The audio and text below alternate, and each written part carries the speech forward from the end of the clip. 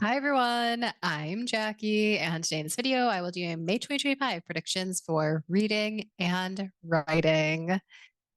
And for those of you who stick around throughout the whole video, there will be a surprise somewhere along the way for those who watch the whole video. Okay, so let's get started. Standard English conventions, my predictions. Okay, so you definitely want to be confident and comfortable with boundaries. Let's take a look at this question. So, journalists have dubbed Maya Angelou the voice of generation, a title that has appeared in hundreds of articles about her since the 1990s. Angelou herself resisted the voice, and I can see the answer choices title. Okay, so my first decision point is determining if this clause is independent or a complete sentence. It is. I have subject, verb, and complete thought. And then next, I'm going to check this one. Feeling that it didn't encapsulate her devotion to the broader African American literary tradition as well as storyteller, the moniker she preferred. That one, I am missing the subject. So I don't have like she, for example, or Maya Angelou mentioned. So whenever we have an independent sentence or independent clause with a dependent, you will separate them with a comma. So on these choices, I can immediately eliminate the semicolons. Those are used to separate two independent clauses or two complete sentences. And then whenever you have the answer choice with just one comma, if there's no punctuation within the sentence around, so no commas are here or here, then for sure the one comma situation is incorrect. And that leaves me with correct answer, option C. And just so everyone can see how nicely it flows, oh my goodness, look. Angelo herself resisted the voice. However, feeling that it didn't encapsulate her devotion to the broader African American literary tradition as well as storyteller, the moniker she preferred. And this does create, it's not necessary, it's not essential for the sentence. If we eliminate it, it still makes sense. Okay, hope that makes sense and was amazing. Continuing our journey. Oh, let's check this one. That the mathematical center of the United States lay in the state of Kansas was conceded by all involved. Okay, that could be a complete sentence. We have subject, verb, complete thought. And then I'm going to check the next clause. Determining its exact location proved more contentious. Okay, also a complete sentence or two independent clauses. There's three ways to separate two independent clauses, which would be a period, which is the same as a semicolon, which is also the same as a comma plus fanboy.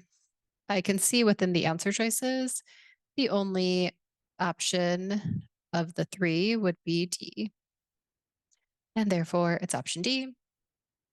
And for those of you that like to see it a little bit more visually, what it looks like constructed, press pause and take a look at this amazing sentence structure. Okay, continuing our journey. So this one, over a decade ago, in a pivotal study on consumer behavior, Dr. Linda Thompson conducted an experiment on snack preferences at the university cafeteria. The variety of snacks offered fluctuated. Fluctuated. Okay, so that one could be a complete sentence or independent clause. And then let's read what comes after. Some participants had 20 different choices, while others had only 5. Mm-hmm. Okay, so that's also a complete sentence. So for sure, I can eliminate the options with commas and no punctuation. So therefore, it must be option A. Now, you might be thinking, oh my goodness, didn't you just say a period, semicolon, and comma plus fanboy are the only way to separate two complete sentences? Well, yes, but also a colon can be used if there is an explanation being provided. An explanation, or it lists off examples. In this case, it provides an explanation. It's explaining how the variety of stacks offered fluctuated. Some had 20 choices, others only had 5. And also, special note, whenever you have a colon, there must be a complete sentence before. That is always a prerequisite before you can place a colon. If this was a this was a incomplete sentence, I could not place a colon. Aren't these grammar rules so fun and amazing? Okay, continuing our journey. Lunas, let's take a look at this one. Breakwaters, barriers built offshore to reduce wave sensitivity, are often installed to protect harbors and coastal infrastructure. Breakwaters can sometimes have the opposite effect. Okay, so first, that also, it's a complete sentence. Well, it is a complete sentence. Let's check here. Disrupting wave patterns can contribute to unintended erosion in adjacent areas. Also a complete sentence. So 2 complete sentences can definitely eliminate, well, this one I'm eliminating because remember one comma with no other punctuation around it, always wrong. And also this one. Now it comes down to the placement of though, where what's being contrasted. And this is why in these cases, it is helpful to read the whole passage, because in this case, and recall that whenever you have 2 dashes, this is just non-essential information. So we could just ignore that. And if we read the sentence, breakwaters are often installed to protect harbors and coastal infrastructure. Breakwaters can sometimes have the opposite effect, though. The opposite effect being that they don't always protect the harbors and coastal infrastructure. So, since that contrast is happening to what happened previously in the sentence, I know that option A must be our winner. Hopefully that was amazing and made sense. Oh my goodness, let's take a look at this one. Digital artist Marco Luis Ramirez primarily employs a variety of software programs to design concept art for animated films. To achieve the rich and immersive aesthetics that define his work. Okay, here it's not complete. We haven't explained yet what he's achieved to define his work. So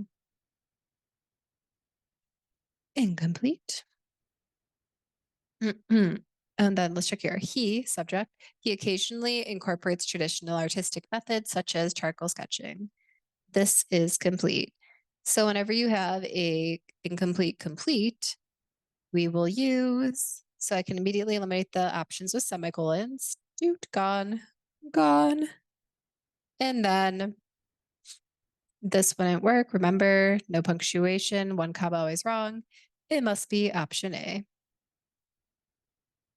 Amazing. And this is how it would read if you want to pause. But basically, we can keep the though. Also, it's can be non-essential as well. Okay. Amazing. And oh, let's check this one. On most riverbanks, the stones are a predictable mix of gray and brown.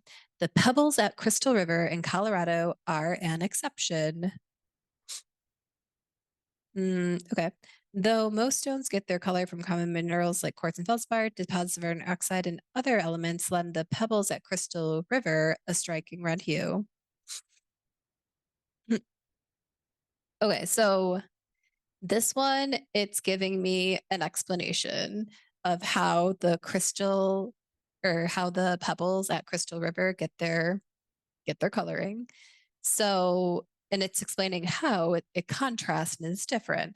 There's only one answer choice that I see that offers a explanation, which is option B.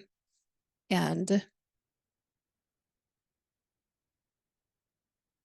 if we read that, the pebbles at Crystal are, well, I have it here, are an exception.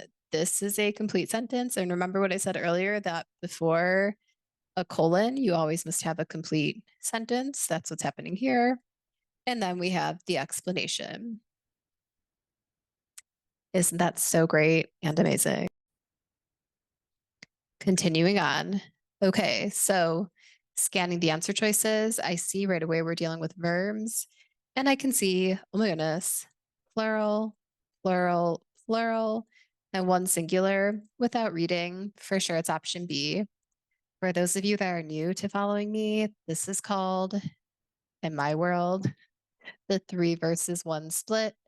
And whenever you have, in this case, 3 pearls, it's always going to be that unique option, which is singular.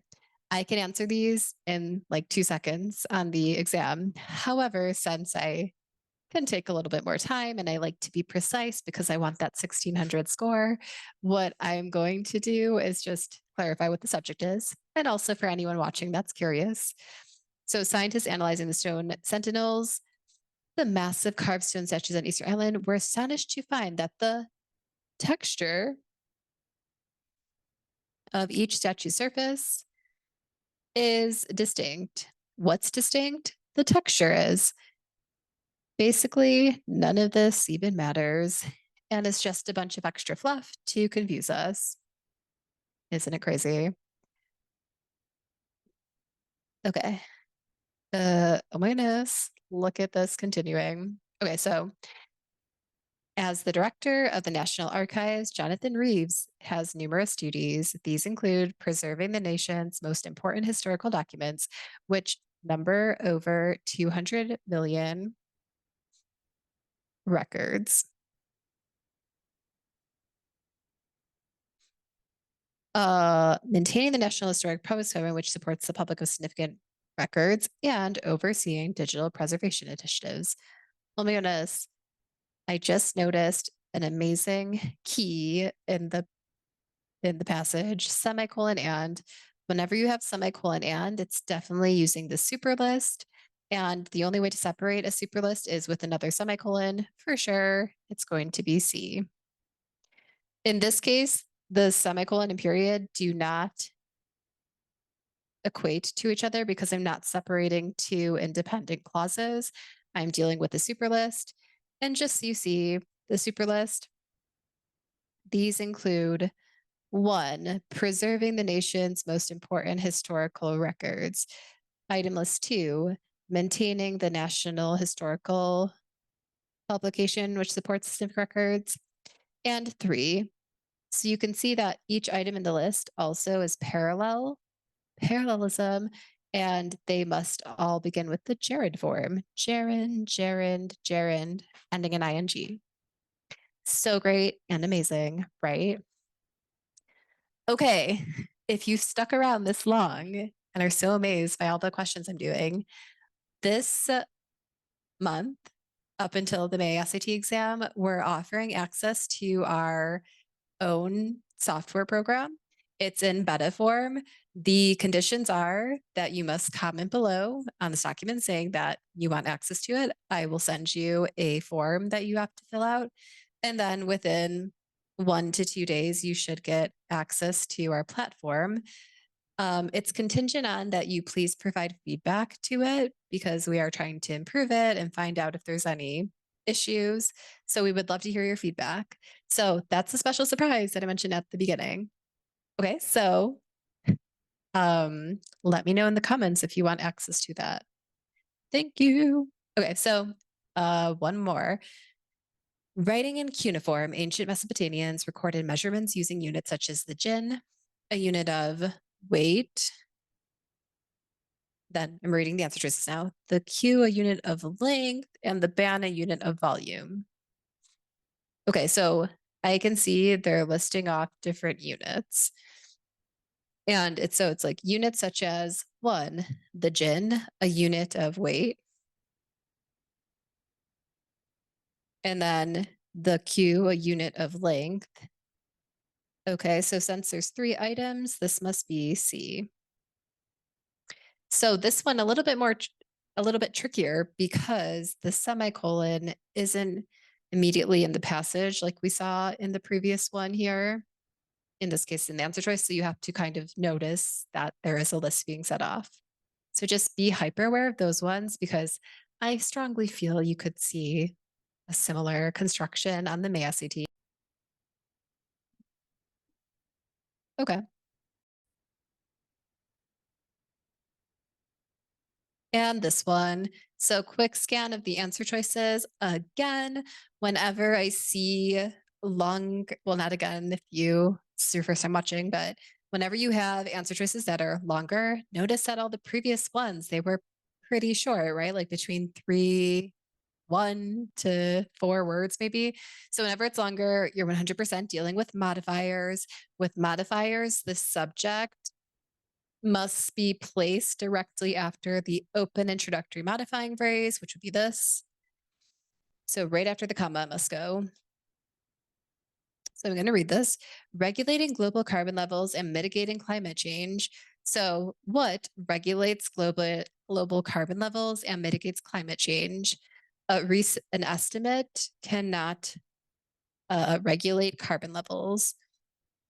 An estimated 10% also cannot.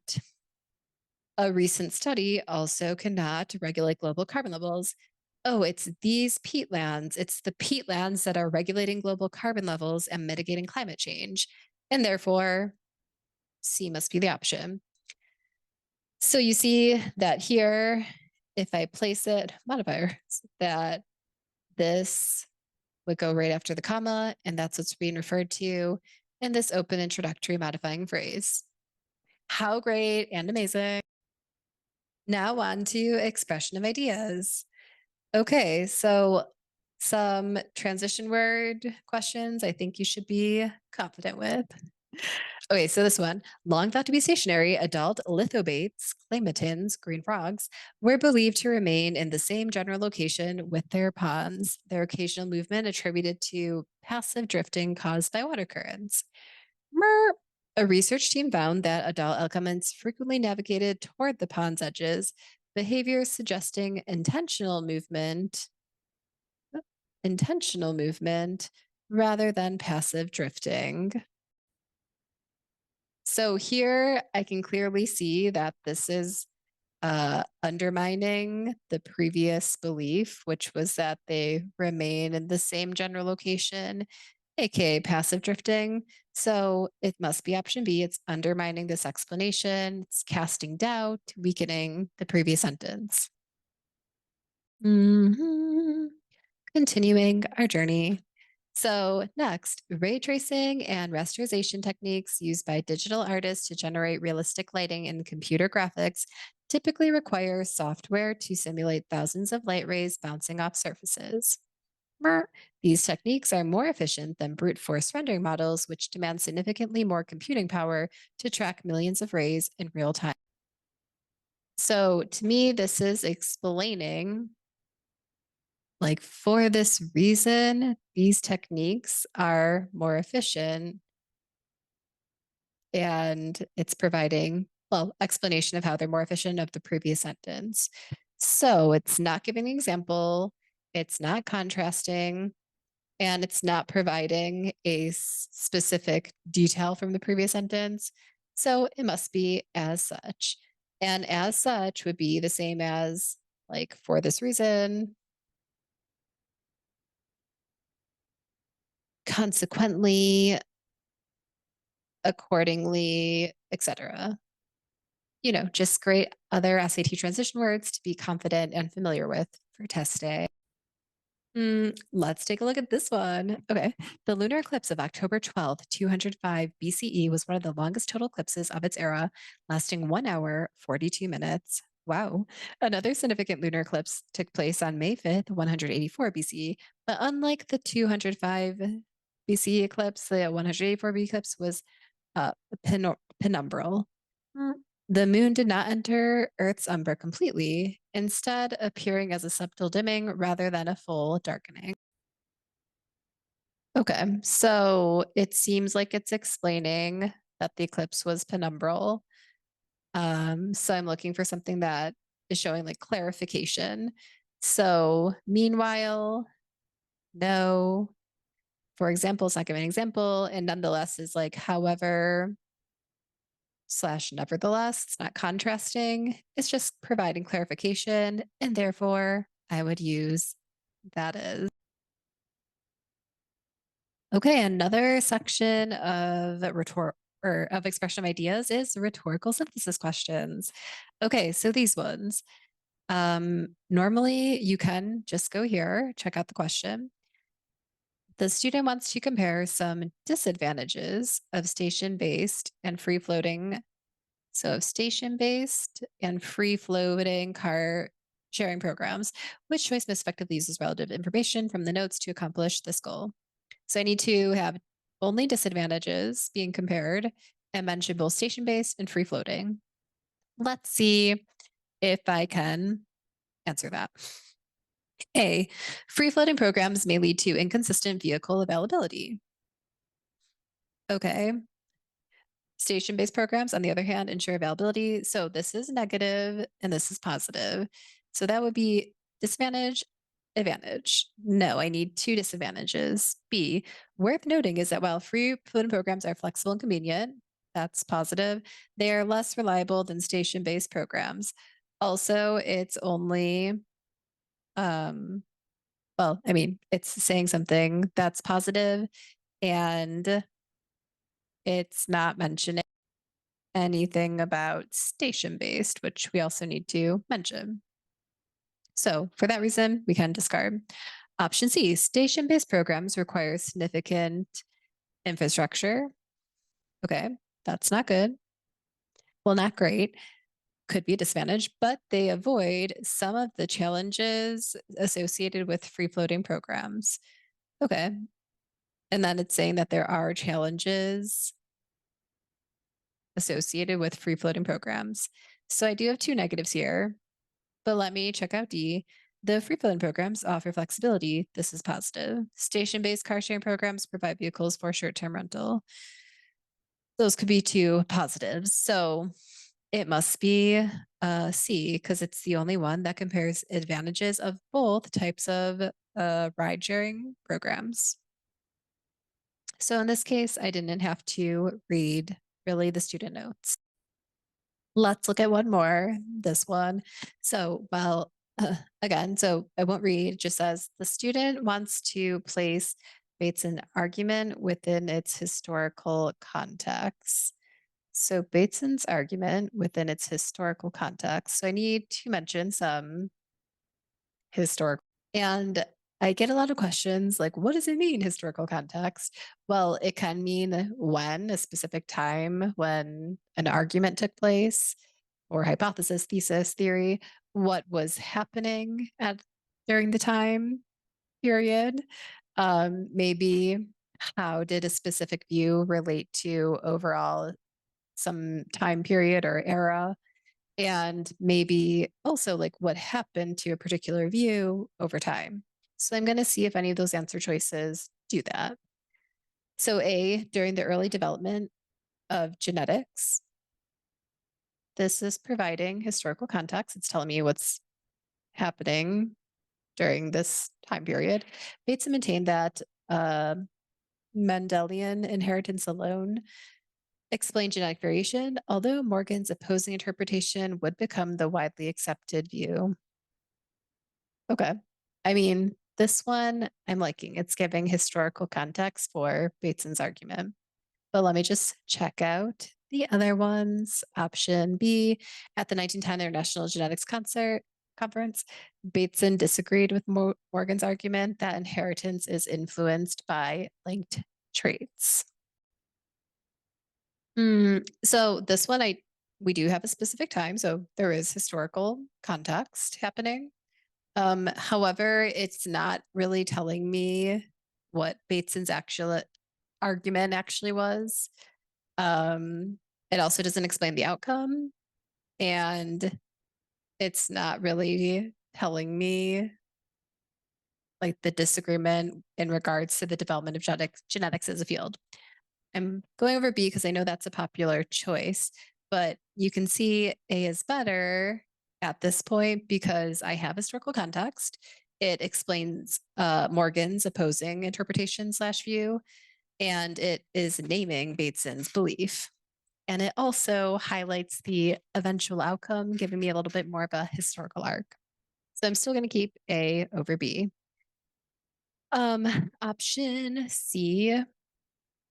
The attendees of the 1910 International Genetics Conference were among the leading scientists of their era, including Bateson, who proposed Mendelian inheritance as the foundation of genetic variation. I mean, that's interesting. But unlike A, it's giving background information about the attendees and mentions his belief, but it doesn't show how this position fits into the historical outcome of the debate. And D, in 1910, Bateson and Morgan engaged in a famous debate. Morgan's argument, later called the chromosome theory of inheritance, would remain popular decades after. This is only talking about Morgan's influence. It's not talking about Bateson, so eliminate. And therefore, option A would be the winner. Oh my goodness, wasn't that an amazing historical or rhetorical synthesis question? Okay, now let's get into the nitty gritty information and ideas.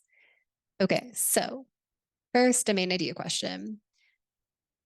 So this one, like many other mammal species that inhabit the Galapagos Islands, the Galapagos fur seal has adapted to life in a well-defined habitat, developing highly specialized physical and behavioral traits that help it thrive in its unique environment. However, because the Galapagos fur seal is highly specialized, it is particularly vulnerable to environmental disturbances that can upset the fragile ecosystem in which it lives. Which choice best states the main idea of? Okay, just to point out some things that jump out to me in this passage is that we're clearly talking about the fur seal in the Galapagos and that how it's adapted to its habitat. It's highly specialized, it's in a unique environment. And since it is highly specialized, it is particularly vulnerable to environmental disturbances. Okay, so I have some context that this um, Galapagos fur seal is highly specialized, um, which helps it thrive in its unique environment. So I'm going to look for something that among the answer choices that contains something along this theme. So let's do POE, process of elimination. So A, Galapagos mammals exhibit a distinctive range of physical and behavioral traits. And as a result, so this talks about mammals. We should be honing in on the fur seal specifically. B, the Galapagos fur seal. Oh, I'm liking that. Is an example of a species unique to the Galapagos Islands that is highly specialized and therefore particularly susceptible to habitat disturbances. Maybe that's pretty much what was mentioned. Highly specialized fur seal, vulnerable to environmental disturbances. So let's check out the other ones. C, the Galapagos fur seal is a mammal that is related to many other Galapagos mammals, but does not share a habitat with any of them. I mean, they don't talk about the relationship of like the related to many other Galapagos mammals. I don't recall reading that. And remember, like it's always a red flag when they mention other species if they didn't talk about other species. And D, the Galapagos fur seal is an example of a highly specialized mammal species found only on the Galapagos Island and is related to several other highly specialized mammal species found there. So this one is one of those half true, half wrong ones because this is okay. But then it takes a turn and is related to several other highly specialized mammal species found here. Again, it doesn't talk about its relation to other species. So for sure, our option must be correct choice option. Okay, so next, early Mars is thought to have been characterized by a stagnant crust regime in which the planet's surface remained largely mobile and there was little interaction between the crust and underlying mantle. Scientists examined the timing of the transition from a stagnant crust regime to a tectonic activity regime in which the crust fractured into moving sections that allowed crustal and mantle material to mix. Analyzing chemical data from crustal mantle-derived rocks ranging from 200 million to 4 billion years old, the scientists dated the transition to 3.5 billion years ago. Okay, interesting. So something that jumps out to me is that it starts off that there was a little interaction between the crust and the underlying mantle. And then something happens, there's a transition that occurs, and it says that, where did it go? Yes, allowed the crustal and mantle material to mix. So whenever you see on these type of questions shift occur in the line of reasoning, that's something to definitely highlight and take note of when you're. And if I were to take notes on these, which you can take notes on your scratch paper for these, but basically we have that before 3.5 billion years ago, the crust, like crust and mantle equal separate. Separate. And then we have after 3.5 billion years ago, they're starting. So I would put quotes. This refers to this crust and mantle equal mixing, which means that the tectonic plates, they broke apart and were moving. So we know the mixing of the crust and mantle began to be dated by the scientists around 3.5 billion years ago. So before I go into the answer choices, I want something that's going to show evidence that the crust and mantle material started mixing around 3.5 billion years ago. So I need like some evidence of mixing between maybe the crust and the mantle, maybe that the mixing began after 3.5 million years ago, that there was some change in composition of the material. So I'm going to see if any of the answer choices match somewhat of my prediction. So option A, among rocks known to be older than 3.5 billion years, significantly more are mantle derived than crustal, but the opposite is true for rocks younger than 3.5 billion years ago. Okay, this is just telling me about how many rocks there are, but it doesn't say anything about mixing. You know, like it doesn't say that the mantle rocks contain crust material or vice versa. So that doesn't help support the scientist's conclusion. Option B, mantle-derived rocks older than 3.5 billion years ago show significantly more compositional diversity than crustal rocks older than 3.5 billion years ago. Okay, so again, like this is talking about the diversity within the mantle rocks, but it doesn't talk about the crust and the mantle mixing together, which is something, crust and mantle mixing together. So, I mean, interesting fact, but it doesn't help to prove that this mixing began at around 3.5 billion years ago. C, there is a positive correlation between the age of crustal rocks and their chemical similarity to mantle-derived rocks, and that correlation increases significantly in strength at around 3.5 billion years ago. Okay, so this is basically saying, okay, this one I would say a lot of students would go for because it says a positive correlation. And a lot of students are like, oh, that's a great SAT word. However, this is talking about the rocks and their chemical similarity.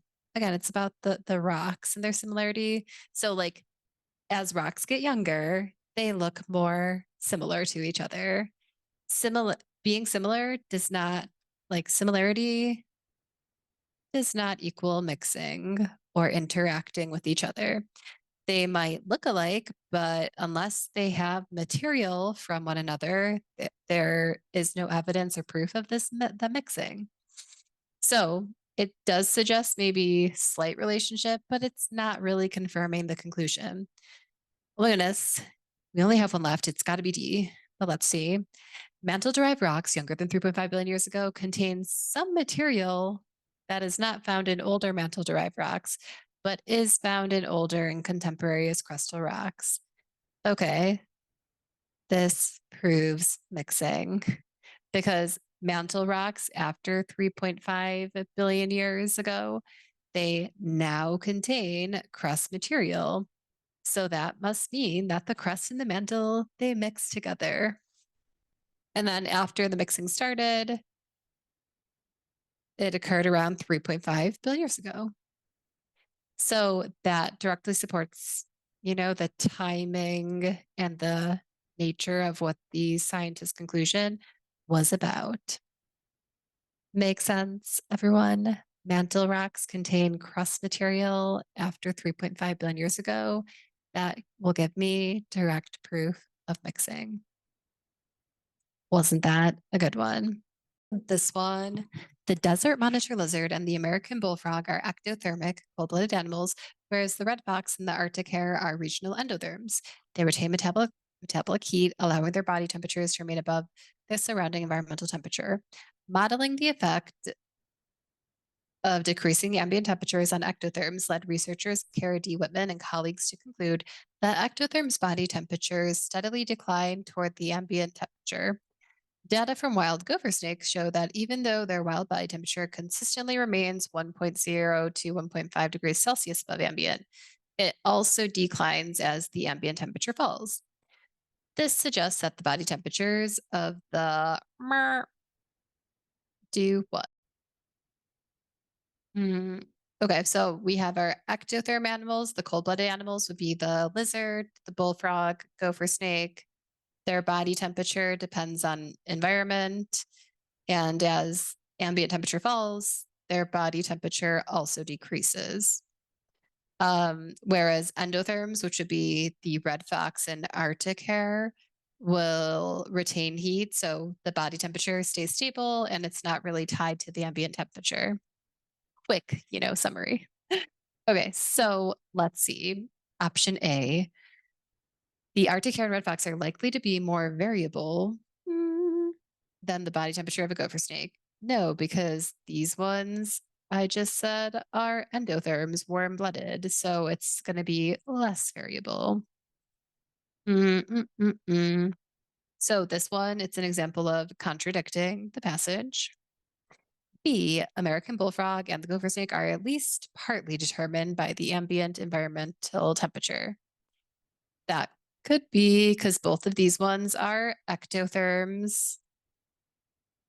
The bullfrog and gopher snake are ectotherms. So their body temperature declines as ambient temperature declines. And that's what the last sentence is concluding, right? Like this suggests that the body temperatures of the American bullfrog are at least partly determined by the ambient. Yeah, that could definitely conclude it. But let's check the other ones. C, gopher snake and red fox remain fixed even as ambient environmental temperature changes, while the body temperature of the American bullfrog changes with variations in the ambient environmental temperature. No, because this is an ectothermic.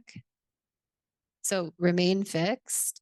That's not true for the gopher snake. It is for the red fox, but not for the gopher snake. So you can already discard fixed, even if the ambient environmental temperature changes, Okay, but similar to the previous one, I have the gopher snake, Arctic hare, red fox, and the Arctic hare were the endotherms. The gopher snake does not remain fixed. So another one that's just contradicting the text. So therefore, it must be correct choice B. Okay. What a great question. Okay, so some industrial wastewater contains copper nanoparticles, CUNPs, which can leach into rivers and lakes through runoff. In a 2018 study, Alexis Tren and colleagues found that CUNPs can accumulate in the tissues of freshwater mussels, Lampsals silcoidea. While bioaccumulation of manufactured nanoparticles may be concerning, it has been proposed that CUNP bioaccumulation in invertebrates like L. silcoidea could serve as a valuable proxy, reducing the need for manufacturers to perform expensive and invasive testing on vertebrate species, such as rainbow trout, Oncorhynchus micus, commonly used in regulatory compliance studies for nanoparticle bioaccumulation as environmental protection laws currently require. Okay. So what I'm hearing is that first, it's important to know what a proxy is. A proxy is basically just something that serves as a proxy is your maybe replacement or a substitute. So that's important because it's basically saying that the muscles can be tested, and this would be cheaper and easier than testing on rainbow trout, which are um, quite expensive and invasive. Okay, so that's interesting. And then where our hypothesis is going do, do, do, do,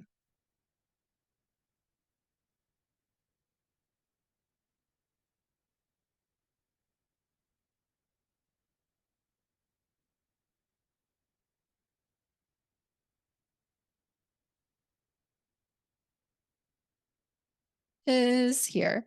So where it says it has been proposed that it could serve as a proxy. So the whole hypothesis is that basically um, we can use mussels instead of rainbow trout to do the testing, and this will show a strong proxy relationship and will be cheaper and more cost effective. So interesting. So I'm thinking like if we can show that the mussels have a similar concentration of the CUNPs as the rainbow trout, that could show that we could use the mussels just as we would the salmon or trout. Sorry, trout.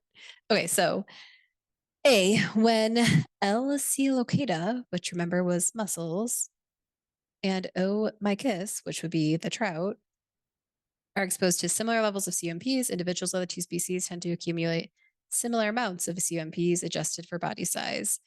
That could make sense because this like proves that the muscles are a good proxy, and that they could be used in future studies. I like A, but let's see the other ones.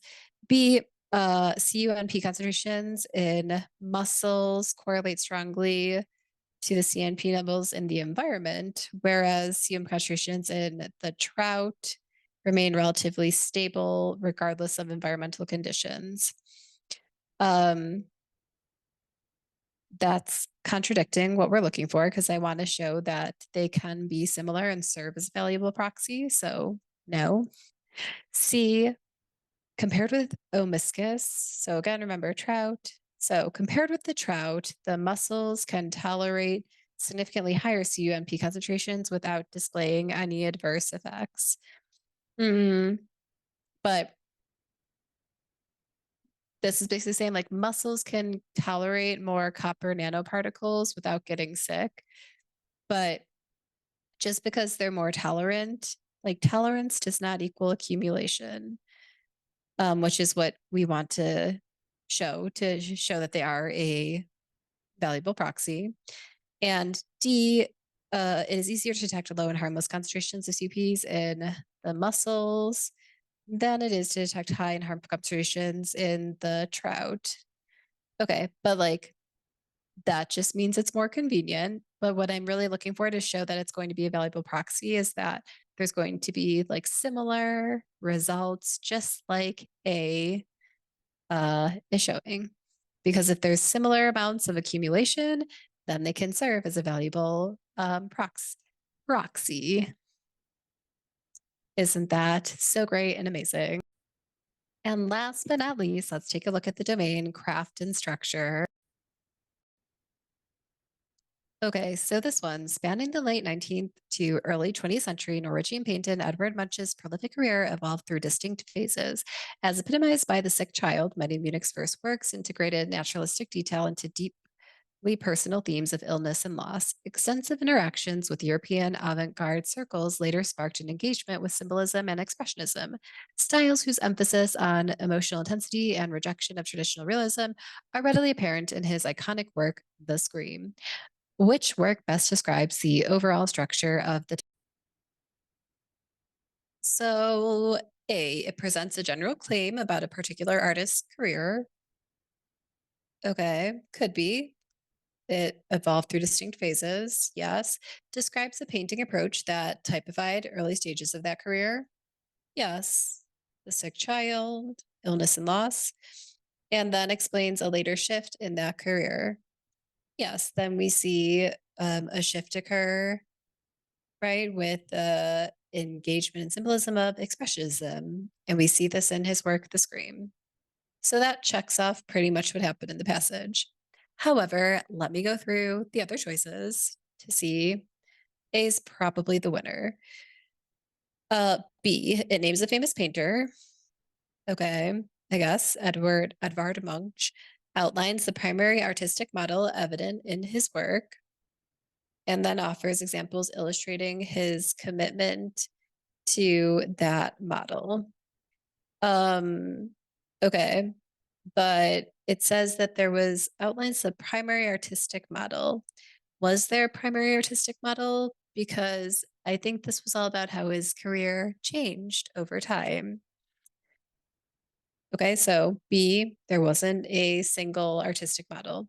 C, it provides famous examples of an artist's work, describes the original inspiration for those works, and suggests that lesser known works by that artist arose from other sources of inspiration. Oh, we have the other classic red flag. Remember when you see other in any of the answer choices on SAT, always a red flag. And to even prove that further, other sources of inspiration. Did they mention inspiration? No, we didn't read anything of that. D, it summarizes the career of a particular artist, states how that artist's heritage influenced his career choice, and then emphasizes the impact of the heritage on the artist's career. It didn't really mention his heritage anywhere. So this one is just, totally off topic or out of scope. And I've just further proved that option A would indeed be our winner. And let's take a look at this one. So, domesticated dogs and wolves generally adhere to stable social structures within their packs throughout their lives, leading some researchers to hypothesize that their prehistoric ancestor, the late Pleistocene wolf, might have exhibited similar behavior. Wolf bones contain incremental growth rings that preserve chemical signatures of dietary shifts. Therefore, analyzing these rings allows scientists to reconstruct the feeding pattern of ancient wolves. A recent study of these growth rings is in a fossilized late Pleistocene wolf jaw compared these with isotopic data from modern wolves suggests that the animal's diet broadened significantly as it matured before narrowing again in its final years. The diet broadened significantly as it matured before narrowing in its final years. So this definitely shows a shift from the first overall hypothesis, which was that they adhere to a stable social structure within their pack. Because if it broadened significantly, then narrowed over time, that's not very stable. It's showing actually that it changed a lot. So it's definitely challenging the idea. So I'm looking for something that's going to show this challenging of the idea. Let's see the answer choices. So A discusses characteristics shared by certain animals in order to explain why researchers raised a possibility that turned out to be not supported by the data described later in the text. Yes, that one could work. Let me check the other ones. B, it illustrates a pattern of behavior among certain animals in order to present a theory about exceptions to that pattern that is weakened by a finding that, well, it wasn't about exceptions to that pattern, because actually they were just trying to prove that pack stability was true for the ancestors of domesticated dogs and wolves. Okay, so no. C, it describes a similarity in the behavior of certain animals in order to show why a method described later in the text did not reveal whether animals showed that behavior. Well, it did reveal because it shows that they actually, well, it suggests that it wasn't very stable. So it did reveal something. And D, it introduces a trait shared by certain animals in order to contextualize the hypothesis about the origin of that trait that is later advanced. Well, no, because first of all, they don't talk about the origin of that trait. And it isn't later advanced upon because it's further, well, it's proven to be incorrect. And that's why option A definitely describes function of the underlying statement. Wow, so amazing. Okay, so guys, all of these questions, I think you'll see similar patterns in relationship on the May 2025 SAT. You will not see the same exact questions because all of these have been specially curated by me. So that College Board will be happy with me. Also, I'm giving one more opportunity for the people who have stuck all the way through. And if you saw somewhere like a quarter of the way through, that if you want access to our beta software to try out some questions and help us to give feedback and improve upon it, then please put a comment in the put a comment in the YouTube comments. Also, like, rate, and subscribe the video, and then you'll be linked to one of our forms. You fill it out, and we'll get back to you in 1 to 2 days. And then you can have access to our amazing platform. Thank you so much for watching this video. I hope it was helpful and that you will have an incredible test day in May if you are watching this video in May. Also, per usual, always watch my previous exam prediction videos because those also, I think, are helpful. Okay, thank you for watching. Bye, guys.